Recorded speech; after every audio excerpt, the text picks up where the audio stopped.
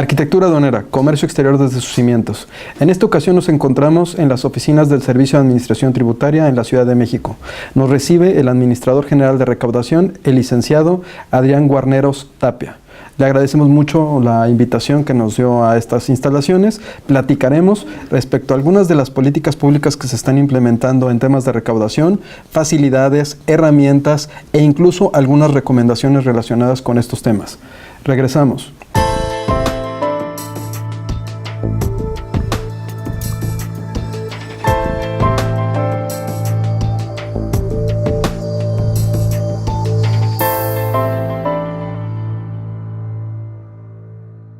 Regresamos de corte, amigos. Arquitectura aduanera, comercio exterior desde sus cimientos. Adrián, pues de verdad muchísimas gracias por recibirnos aquí en tus oficinas. Al contrario, gracias a ustedes. Creo que es interesante plantear dentro del programa todo lo que viene haciendo de manera positiva esta administración general y aparte la trayectoria que tienes, ¿no? Que eres un funcionario público que ya viene de ciertos procesos, tanto en el SAT como en el Estado de México, como otra vez en el SAT en asistencia al contribuyente, que esa etapa es la etapa posiblemente muy humana del servicio al contribuyente y bueno, y ahora como recaudador, ¿no? Y pues platicábamos en el corte cómo está el tema de las metas, las herramientas. Pues mira, te platico un poquito de lo que venimos saliendo, el cierre de la declaración anual. Como tú dices, hace una semana terminamos este proceso que consideramos fue histórico. Histórico porque mucha gente no sabe todo lo que está detrás de llevar pues 17 millones de declaraciones prellenadas a los contribuyentes, que implica procesar cerca de 20,000 millones, así te digo, 20,000 millones de datos, de registros, para poderle ofrecer a los contribuyentes 17 millones de declaraciones prellenadas, tanto en sus ingresos como en sus deducciones personales. Seguramente algunos de ustedes tuvieron la oportunidad de conocer la herramienta. Era una herramienta que básicamente uno entraba, revisaba, aceptaba y enviaba para la gran mayoría de los contribuyentes. ¿Qué tan gran mayoría? Solamente 3 de cada 100 contribuyentes modificó algún dato de lo que estaba ofreciéndose en la plataforma. 3 de cada 100 contribuyentes modifican la información que está ahí. Entonces, la verdad es que creo que el proceso, que si bien nosotros en el momento de salir a producción, digamos, a tener este aplicativo en vivo, no fue algo que comentamos. Estamos en un momento histórico desde el punto de vista que la capacidad de reacción y de utilizar esa información no existe prácticamente en ningún lado del mundo. Y cuando te digo en ningún lado del mundo, te quiero decir que tenemos esta dimensión de país, ¿no? Un país que otorgó solo prellenadas 17 millones de declaraciones, con la posibilidad de que pudieran accederlas. Pero además es el único país que utiliza directamente los comprobantes de nómina por primera vez, y ese es el hito histórico. Por primera vez desde los comprobantes de nómina tomamos la información para ofrecerte tus ingresos prellenados. De los comprobantes fiscales que tú vas pidiendo cada vez que vas al doctor, cada vez que pagas colegiatura, etcétera, te lo tomamos como deducción personal. De los bancos tomamos la información de intereses y así de muchas fuentes, incluso de notarios, etcétera, tomamos toda esta información para ofrecerla al contribuyente y prácticamente en ningún lado del mundo sucede esto. Hace tiempo tuve la oportunidad de platicar con un ciudadano de Singapur y estaba muy sorprendido de su declaración, la declaración en su país, y decía, no, es que en mi país ya está la declaración hecha. Y yo le decía, me sorprendió porque yo sabía que México era un país que estaba muy avanzado en ese sentido y le dije, oye, bueno, pero ¿por qué te sorprende tanto? No, es que ya está todo lleno. Y le digo, oye, ¿y las deducciones personales, es decir, tus gastos médicos, etcétera, alguna otra deducción personal que en tu país se permita? ¿Cómo obtienen la información? Porque no tienen factura electrónica. Y me dice, no, es que en este país no hay deducciones personales, ¿no? Entonces, prácticamente en ningún país del mundo existe la capacidad de tomar información de tantas fuentes y poderla ofrecer al contribuyente en un aplicativo muy eficiente, muy rápido, que estuvo disponible 24 horas al día durante toda esta temporada de declaración anual, que seguirá disponible para quien lo quiera hacer, y que pudo atender en algunos momentos pico hasta 100,000 usuarios en el mismo momento. Entonces sí fue un proceso grande, importante, y del cual pues estamos muy orgullosos como institución. Oye, pero prácticamente ¿cuántas bases de datos más o menos son las que ustedes están cruzando para poder lograr hacer ese match entre lo que son los ingresos, las deducciones y poder tener rellenato? Se van construyendo diferentes tablas previo a esto, es decir, por eso cuando salimos en cierta fecha, en el mes de marzo, ¿no? Es un tema que vamos preparando durante meses, ¿no? Porque se va preparando toda la información de diversas fuentes. Entonces, como te decía, fueron 20,000 millones de registros los que se utilizaron y que ahora nos permiten dar este resultado, que además es bien interesante. Este año crecimos cerca de 10% en el número de declaraciones presentadas. Prácticamente ya estamos pegándole a las 5 millones en esta época. A lo largo del año vamos a llegar a los 5 millones y lo vamos a rebasar, porque hay que recordar que desde el año pasado dimos una facilidad para que solo los que tienen otras actividades distintas a salarios estén obligados a presentar declaración. Algo que todavía mucha gente no sabe, pero que ya algunos la han utilizado, es cuando tú recibes ingresos solo por salarios. Eso es muy interesante, que sea súper puntual. Solo ingresos por salarios, ya no tienes que presentarla antes del 30 de abril, que ahora se amplió al 15 de mayo, y si quieres ahorita comentamos por qué lo hicimos, ¿no? Pero esa fecha límite que históricamente estaba asociada con personas que tenían ingresos superiores a 400,000 pesos, ya ahora no es así. Ahora, si solamente recibes ingresos por salarios de un solo patrón, que son la gran mayoría de las personas que declaran, lo pueden hacer todo el año o incluso no hacerlo, ¿no? Sabemos por eso, y desde el año pasado lo vimos, que muchos contribuyentes ya no lo hacen en abril, sino lo hacen en meses posteriores. Incluso el pasado mes de diciembre, el 2017, hubo un crecimiento absolutamente atípico de mucha gente que ya no lo hizo en abril, esperó hacerlo durante todo el año y se le fue acumulando el tiempo y llegó a diciembre, y entonces en el mes de diciembre hizo esa declaración. Ha sido, a pesar de eso, de ese cambio, ahorita en este cierre tuvimos un crecimiento comparado de cierre a cierre de cerca del 19% y comparado de 15 de mayo a 15 de mayo, que fue el cierre de este año, de cerca del 10%.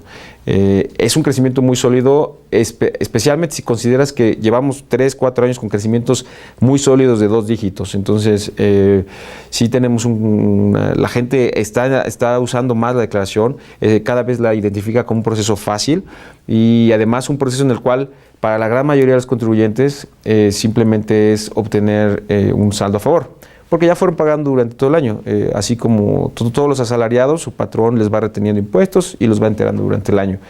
Actividad empresarial, pues durante todos los meses vas haciendo tus pagos provisionales. Entonces, en realidad la época de declaración anual es una época en que simplemente se rinde cuenta, se hace un balance de todo el año y se obtienen los saldos a favor.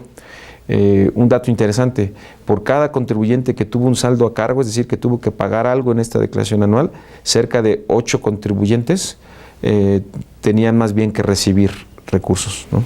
Wow, no es un dato, pero sumamente arrollador y muy interesante. Me gustaría mandar a corte y si regresamos platicar un poco lo de la prórroga, ¿no? Y alguna otra serie de herramientas que ustedes están implementando de manera muy decidida y que han venido beneficiando a los contribuyentes. Incluso a lo mejor regresarnos o un poco a hacer referencia a la reforma fiscal, porque esto pues forma parte de la reforma fiscal del 2014, ¿no? Dentro de la cual entiendo que es donde se viene preparando esto y tardó un tiempo en que se llegara a coccionar este tipo de proyecto y que ya es una realidad. Mandamos a corte, Arquitectura Aduanera, Comercio Exterior desde sus cimientos.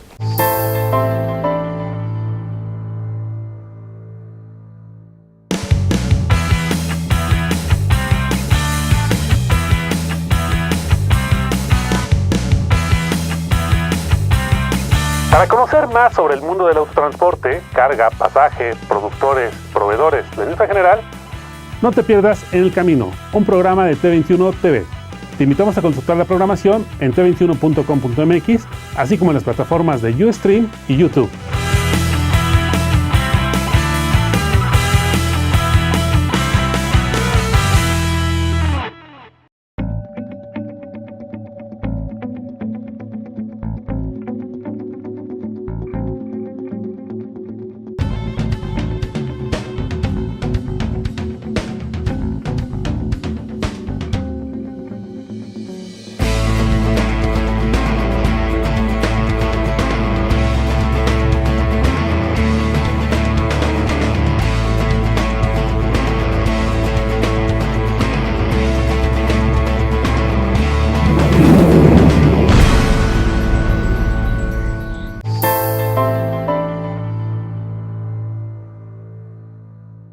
Arquitectura aduanera, comercio exterior desde sus cimientos. Regresamos, amigos, aquí platicando en el corte con el licenciado Adrián Guarneros Tapia sobre varias cuestiones súper interesantes, incluso el tema de la reforma. Platicamos un poco que se asocia mucho a la reforma fiscal con cuestiones de contribuciones, ¿no? Pero también hay cuestiones tecnológicas y un poquito hacer memoria de todo el tiempo que ha pasado para que este proyecto sea realidad. Sí, mira, desde la reforma que se realizó a finales de 2013, que entró en vigor en 2014 y que algunos procesos incluso entraron posteriormente, el SAT le ha apostado mucho a la tecnología. En particular, yo te diría, hay cambios fundamentales, como el hecho de que la factura electrónica ahora sea usada por todo el país de manera generalizada. Prácticamente ningún país del mundo tiene esta factura electrónica de manera generalizada como en México, y eso nos da mucha potencia porque nos permite desde poder ofrecer cuestiones de facilitación como las que vamos a comentar y hemos comentado el día de hoy, como también mejorar nuestros actos de control. Y cuando digo actos de control me refiero a todo acto de control, me refiero desde el tema de enviar una carta recordándote que tuviste alguna omisión, que no has declarado algo, que tus ingresos no son acordes, hasta poder llegar al proceso, pues a veces muy desafortunado, muy desagradable, de una auditoría, pero también a partir de ese cambio llegar a la auditoría electrónica, por ejemplo, a este tema que todavía está avanzando de manera lenta, pero que ya existe en el SAT, que es que te podamos realizar una auditoría de manera electrónica, que si bien una auditoría nunca es agradable, sin duda una auditoría electrónica se agradece porque es una auditoría que te permite no sentir esa invasión del SAT en tus instalaciones, por ejemplo, sentir que estás en un proceso mucho más controlado porque tienes la información en un lugar que también fue creado en la reforma de 2013-2014, que es el buzón tributario, ¿no? El buzón tributario como un vehículo que nos permita llegar a los contribuyentes de manera muy clara, transparente y segura.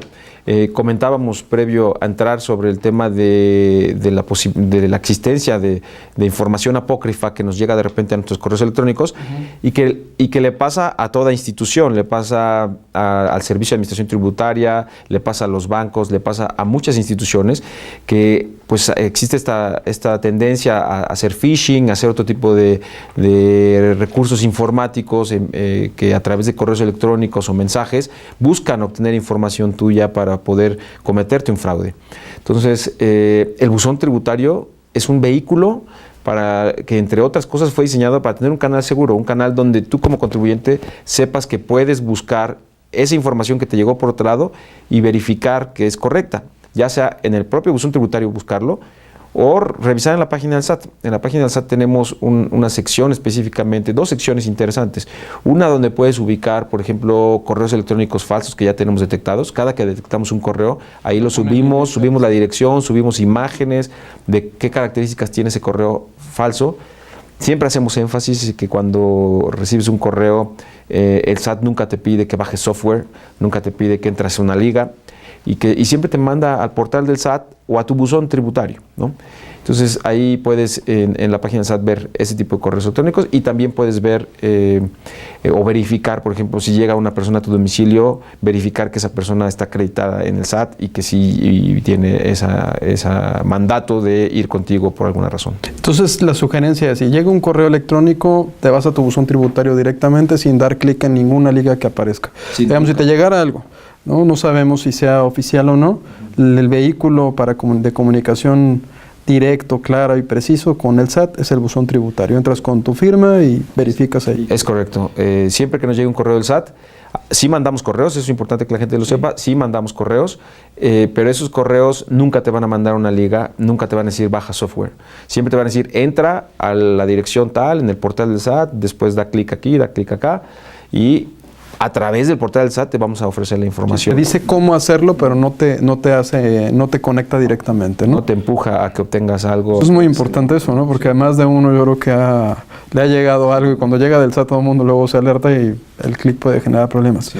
Oye, y platicábamos un poco de la prórroga que se da, y cuál es el motivo de esta prórroga que se da en cuanto a las declaraciones, que se ampliará el plazo. Sí, mira, te comentaba que para nosotros este año, 2018, que se presentó la declaración anual 2017, fue un año muy especial, un año que para nosotros fue un hito tecnológico, porque fue el momento en que utilizamos por primera vez los comprobantes de nómina. Es decir, cada quincena, cada semana, diario, dependiendo del tipo de persona o de trabajador, o de la forma como le pagan, cada mes, te da a tu patrón un comprobante de nómina. Ese comprobante de nómina es de facto una factura, es decir, en el momento que tú estás recibiendo un comprobante de nómina, si es un comprobante de nómina que cumple con los cabales de la ley, es un comprobante que en automático el SAT está recibiendo. Y entonces lo que hicimos en esta ocasión es, en lugar de preguntarle al patrón, oye, ¿cuánto le pagaste en todo el año a tu trabajador? Le dijimos, ok, vamos a tomar tus comprobantes de nómina y vamos a ver cuánto te pagaron en el año. Es la primera vez que se hace, entonces muchos empleadores, muchos patrones, no tenían bien esa información, estaban acostumbrados a que no pasaba, no importaba mucho el comprobante, salvo que te fueran a auditar de manera muy detallada, no importaba mucho, porque al final pues, te daba yo una declaración al SAT donde le decía, bueno, el trabajador recibió tantos ingresos. Entonces eso ocasionó que muchos patrones estuvieran equivocados en sus comprobantes, ¿no? Lo que hicimos es que desde el 2017, desde el mes de julio, estuvimos en contacto con esos patrones para decirles, oye, estamos detectando una inconsistencia en tu información, corrígela. Eso fue, en el caso de algunos patrones... ¿Eran auditorías? No, era una digo, bien se puede convertir en algún momento en alguna auditoría, pero en este momento, y porque además esa es, en los últimos años, esa es la filosofía del SAT, es una filosofía preventiva. Nosotros nos comunicamos hasta en 5 o 6 ocasiones por correo electrónico y los invitamos a las oficinas, incluso a muchos fuimos por ellos en el sentido de no podemos ir por todos, pero pues la capacidad lo que nos dio para ir por los más interesantes, fuimos y les dijimos, oye, está mal, corrígelo. Y hubo muchos que sí lo hicieron, miles corrigieron en el periodo de julio a febrero, más o menos, julio a marzo, ¿no? Pero todavía en marzo, y especialmente todavía en abril, había algunos patrones que no fue hasta que su empleado fue y le dijo, yo estoy mal. Oye, esta información no cuadra, ¿no? No la arregló. Entonces, en el propio mes de abril, el SAT lo que hizo fue identificar esto y tratar de apoyarlos. Si bien esto era una obligación que tenía que estar lista pues, los primeros días de enero, porque el comprobante de nómina pues, es algo que sucede cada quincena, por decirlo, sí, por algún periodo, ¿no? Entonces, el 31 de diciembre, pues los primeros días de enero estarás corrigiendo los últimos detalles de los últimos comprobantes, y los primeros días de enero deberían estar todos los comprobantes bien hechos. Un proceso que debió haber terminado en enero, todavía estaba sucediendo en abril para muchos patrones. Entonces, nos dimos a la tarea de tomar la información, a pesar de que la obligación nuestra era tomar la información de enero, tomar la información para facilitarle al patrón, y darle chance otros 15 días para aquellos que se tardaron en hacer este proceso. Afortunadamente creo que, y esto es bien importante que la gente lo sepa, nos dimos estos 15 días en una lógica de servicio, pero también una lógica de que reconocemos que hay un aprendizaje, reconocemos que desde la reforma que platicábamos hemos hecho muchos cambios tecnológicos y que eso ha implicado retos también para las empresas. Claro. Entonces, esta lógica de servicio que te comentaba, esta vocación de servicio que ha tenido el SAT en los últimos años, preventiva, nos lleva a pensar que era un periodo necesario, reconociendo que también hay un aprendizaje y que lo que es muy importante es que el año que entra, es decir, los comprobantes que están sucediendo ahorita en 2018, pues ya se revisen de manera cotidiana, que sean consistentes en sí mismos durante todo el año. Y nosotros también vamos a buscar ofrecerles herramientas más claras, más puntuales, que la gente conozca, donde pueden ver si alguna evaluación de la consistencia de esa información. Me gustaría regresar del corte, ¿no? Y platicar un poco en cuanto a cuáles eran los errores más frecuentes que estaban cometiendo los patrones y qué recomendación le estaríamos dando a la persona que finalmente se ve afectada con todo este retraso, ¿no? En cuanto a invitar a qué pueden hacer ellos para que esto también funcione de mejor manera para todos. Mandamos a corte. Arquitectura aduanera, comercio exterior desde sus cimientos.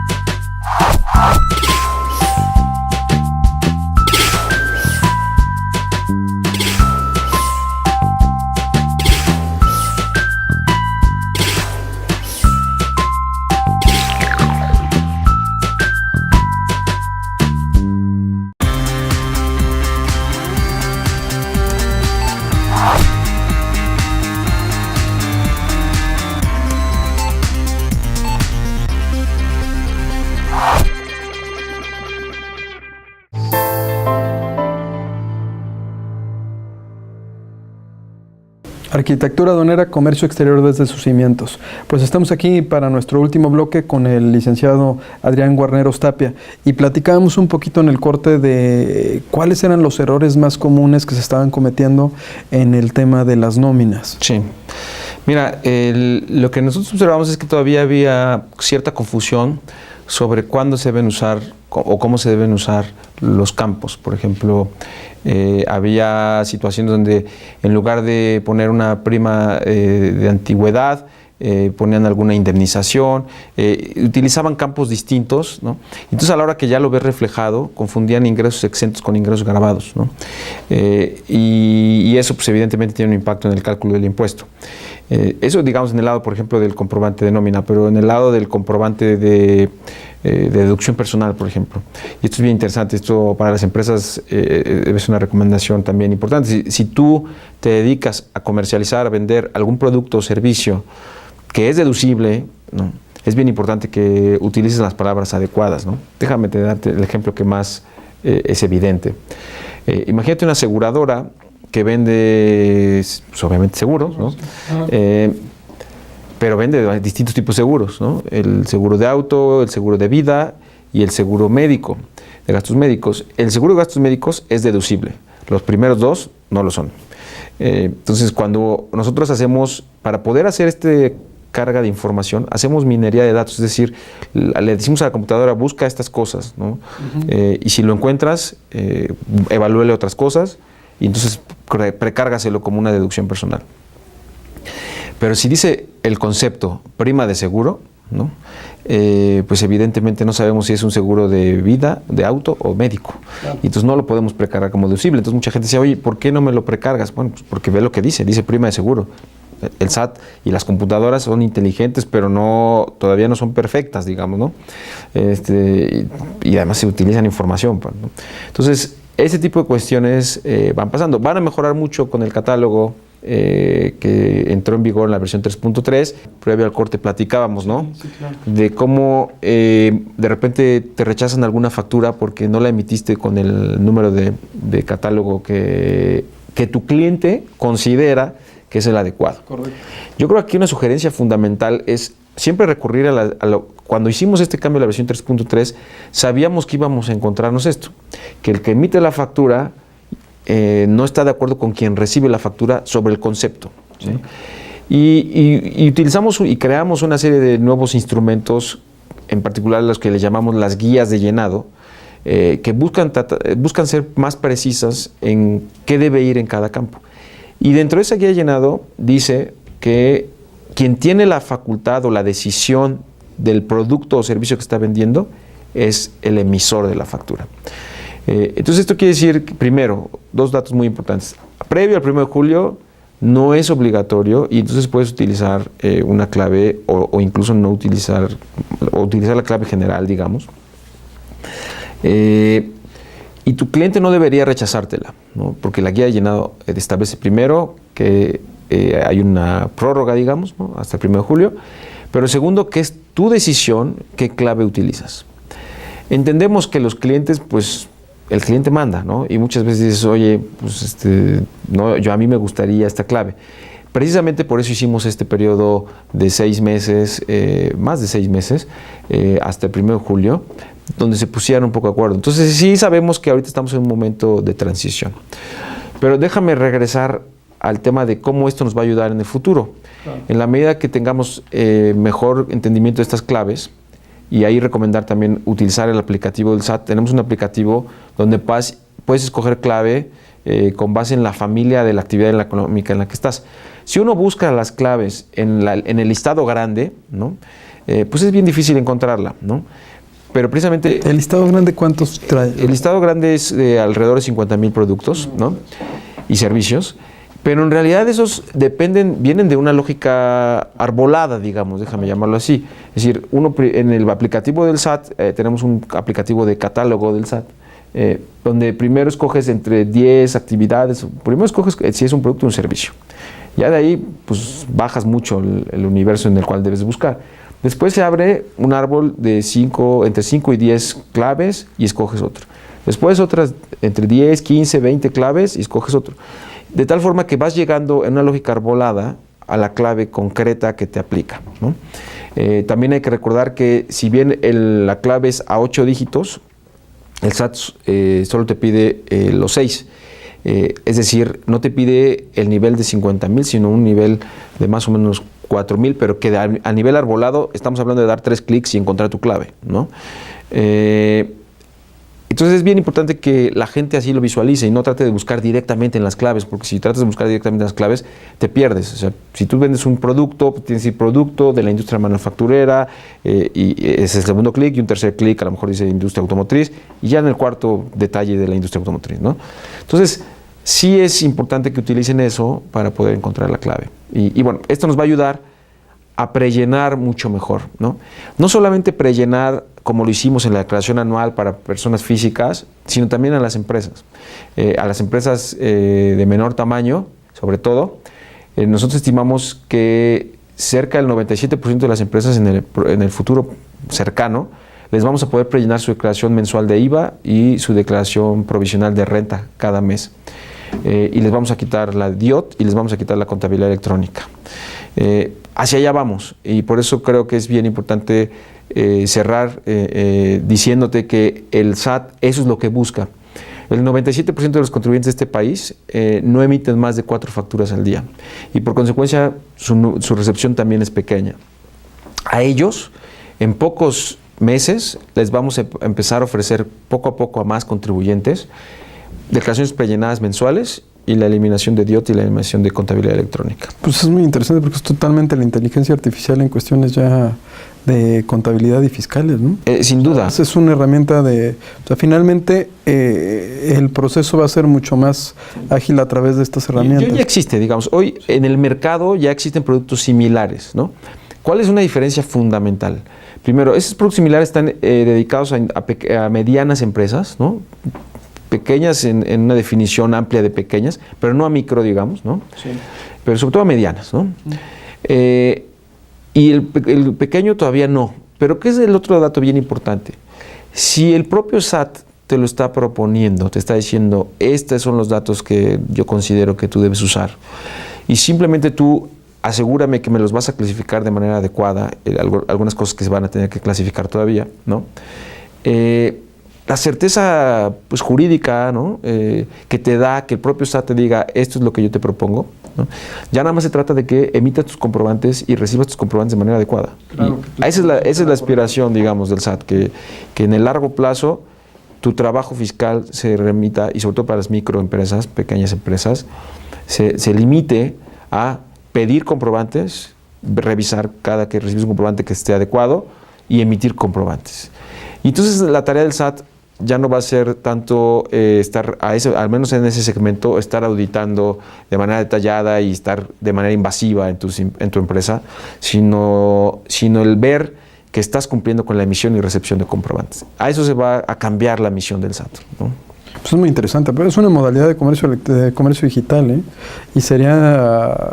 Híjoles, es que finalmente en el comercio digital también se da la relación entre el gobierno y el consumidor final, ¿no? Y en este caso es un servicio. Entonces me parece sumamente interesante. No sé si quieras, Adrián, agregar algo para las personas que te escuchan, invitarlos, dar alguna información adicional. Yo primero agradecerle a todas las empresas de México, a los empresarios, que nos han acompañado en este proceso tecnológico, especialmente de 2014 a la fecha. Digamos, han sido prácticamente 5 años. Si bien el esfuerzo tecnológico del SAT viene mucho más atrás, pero estos 5 años han sido difíciles en términos de mucha transformación. Y yo lo que me gustaría agregar es, yo espero que la gente pueda apreciar y valorar que ese esfuerzo que han hecho se está convirtiendo en resultados de servicio, en plataformas tecnológicas que les están dando servicio y que pronto van a poder ver más plataformas tecnológicas que les dan ese servicio y que van a ver que valió la pena. No, excelente información, de verdad. Pues amigos, un programa más de Arquitectura Aduanera, Comercio Exterior desde sus cimientos. Te le agradecemos al Administrador General de Recaudación, el licenciado Adrián Guarneros Tapia, por habernos recibido en estas instalaciones, también a la Jefatura del SAT y a la gente de comunicación, que siempre nos apoya para que podamos llevar esta información a la casa de ustedes. Gracias y nos vemos en la próxima.